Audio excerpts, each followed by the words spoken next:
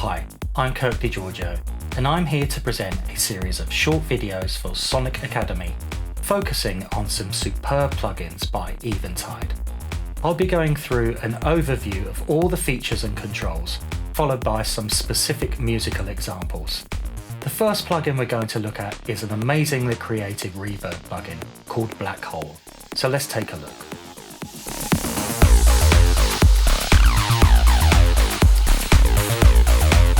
Okay, so we're going to have an overview of all the controls of this Eventide Blackhole reverb effect.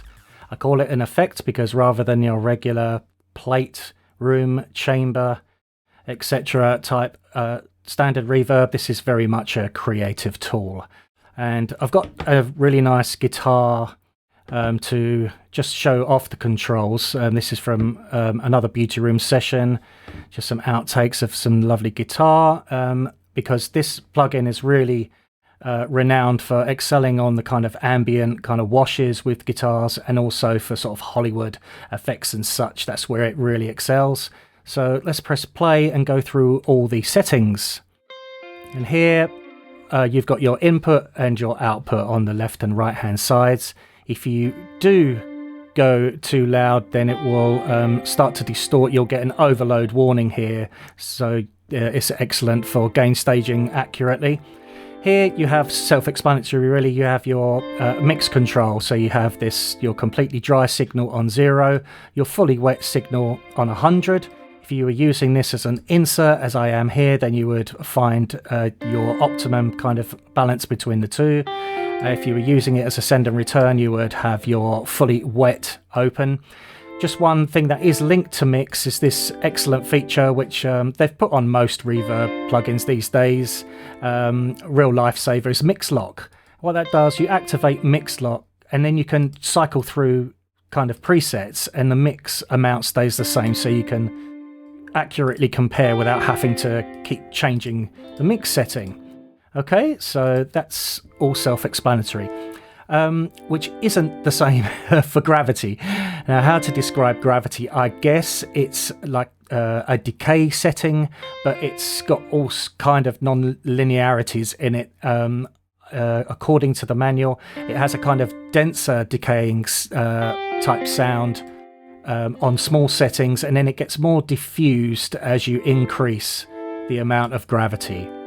Now, you'll see here you've got positive gravity and negative gravity. And that's because you can go into reverse reverb territory. So if I just focus on the going forwards and get a nice sound going. Okay, that's a beautiful sound, as you can hear. In a more subtle setting. And now the reverse. You'll hear that depending on how severe you've got it, there'll be a short kind of gap, and then you'll get the bloom of the reverb rising up like a reverse reverb effect. With a lot of the reverb and a little of the original, it really sounds lush and ambient. And that can be mixed with the size control, which is self-explanatory. This is for very small size rooms, I guess. You can get really boxy kind of sound here, or you can go for that real huge sound.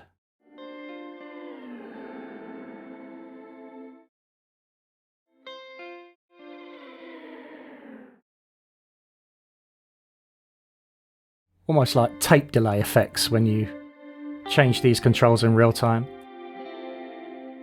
There you go, that's a beautiful sound. Okay, and you have, of course, pre-delay here, and pre-delay is linked to this tempo setting here. If you have your tempo off, the pre-delay is in milliseconds. So you can have a short pre-delay, which of course has a little gap before the reverb starts to take effect. You can go all the way up to a whopping 2 seconds actually. And 2 seconds is long enough. If you're a good enough player, you can sort of use this as a looping device and then wait for the reverb to come around, and then you can kind of play a harmony against that reverb from what you've previously played. So really, really creative tool for musicians who have got great timing and stuff. Okay, and then we have some basic EQ settings that are made a bit more interesting by being linked to a resonance setting here. Now, the resonance is very subtle if you have the EQ at modest settings, but if you see here, we can get a kind of like a subtle filtering, phasing, almost wah-wah kind of sound. At more extreme settings, you can hear this very clearly.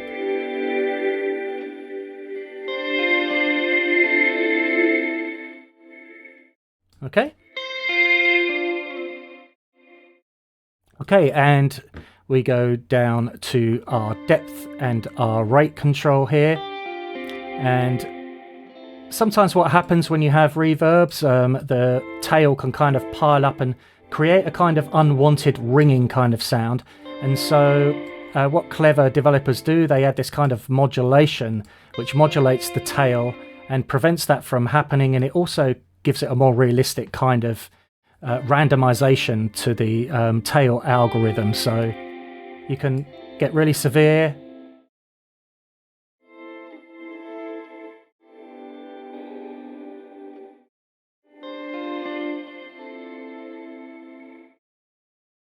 You can hear there, it's very effective. I'm just giving it a bit more interest in the tail. And then feedback, this applies to the entire plugin. It will just start feeding back on itself, including the reverb. Creates a more intense kind of tail there. You can hear that, and you can get into infinite territory by going full on, and it becomes like a freeze effect here.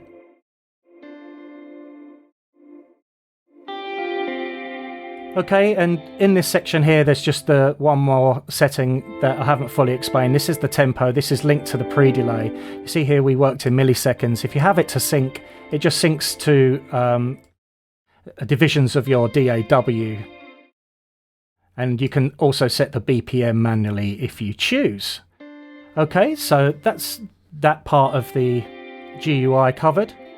Now this, what is this bolt of lightning here all about? Well, if you see these black rings around here, if you click on that white dot, this blue button should light up.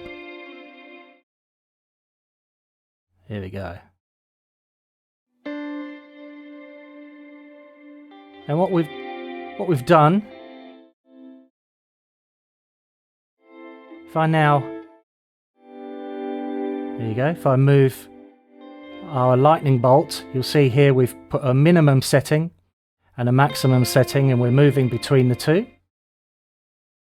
Now that can create some nice effects and some automation as you're arranging your song, but not only that, you can actually keep going and you can affect simultaneous ones, which is great stuff.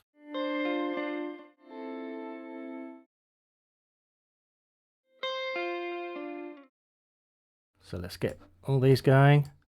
And now watch.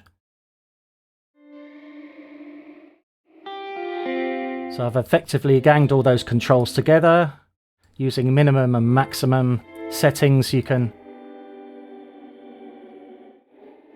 create a sort of a grouping that will make a nice effect as you move this lightning bolt up and down. Okay, let's get rid of all those very quickly, and let's finally cover the 3 buttons at the bottom of the GUI. And here you have a kill. Now let's get a large size here and to demonstrate the kill. You hear it's just killed the incoming signal and you just left with the reverberated sound there. Now this hot switch is one of my favourite features actually. If you hold that down, then it starts to flash, and then you can change all these settings. Let's do it quite dramatically. And then that's a new preset that you have created in effect, and then you can go back to how it was originally just with a quick switch.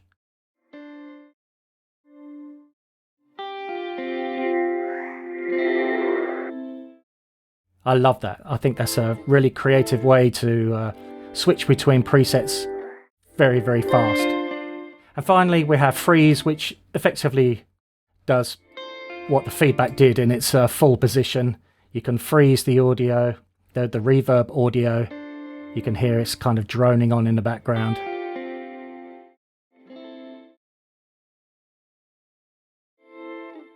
And then you can play with the size.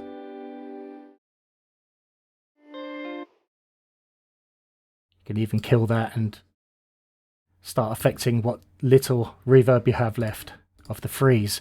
Okay, so that's an overview of all the controls of Blackhole, using a lovely guitar as an example. Let's move on to some other audio examples. Thanks everybody for watching, commenting and indeed liking. We really do appreciate all the support we get here on our Sonic Academy YouTube channel. So if you found this video super useful, please, we'd love you to hit the subscribe button. We update the YouTube channel every week with new content. And if you want to watch some more relevant content, just click on the videos beside me.